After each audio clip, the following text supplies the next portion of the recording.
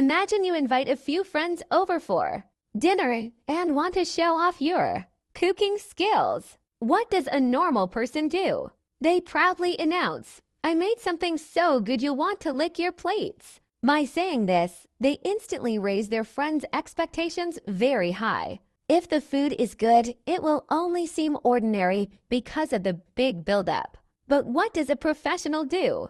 The professional chef brings the food to the table and says with a sigh, Sorry, guys, I was in a hurry today, so the food probably isn't the best. Try a little. And if you don't like it, tell me, and I'll order takeout for us. After hearing this, their friends' expectations drop. When they take the first bite, they are surprised and say, Are you kidding? This is amazing. As a result, their satisfaction is 10 times greater, and the great taste stays in their memory.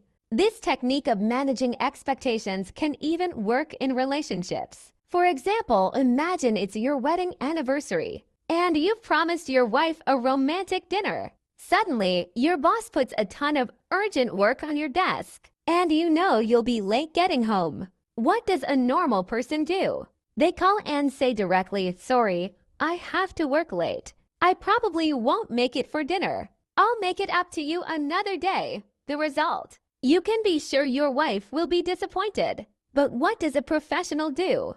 The professional calls with a very serious tone and says, Honey, I have some really bad news. When you hear it, you'll have every right to be mad at me. I just have one request. Please don't cry, okay? In that moment, her mind is filled with terrible scenarios. What could be so bad that he's asking me not to cry? When her anxiety is at its peak, he continues, My boss forced me to stay until late tonight, but I am rushing to finish everything so I can be home by 11 at the latest. I am so sorry. After hearing this, she breathes a sigh of relief, and her initial anger turns into calm.